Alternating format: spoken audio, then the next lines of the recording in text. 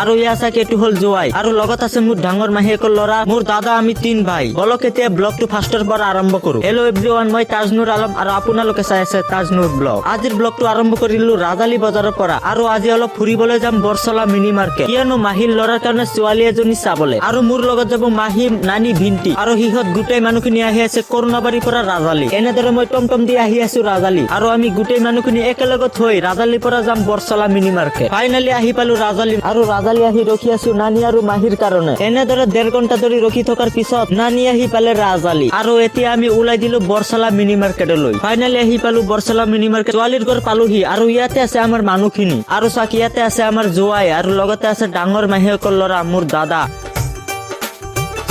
আৰু এতিয়া চাহ পানী খাই ওলাইছো অলপ ৰাস্তালৈ আৰু ইয়াৰ গোটেই ভিউখিনি দেখিবলৈ যেন চেক্সি, কিয়নো চিকচিকা ৰ'দৰ সৈতে খেতিৰ ভিউখিনি দেখিবলৈ বহুত ধুনীয়া যেন মিউজিক লাইট লগাইছে। এণ্ড গাইজ, আজিৰ ব্লগটো আছিলে ইমানলৈকে আৰু নেক্সট ভিডিঅ'ত দেখিবলৈ পাব বিয়া। আৰু আজিৰ ব্লগটো এটাকৈ লাইক কৰি সবেই শ্বেয়াৰ কৰি দিব। ধন্যবাদ।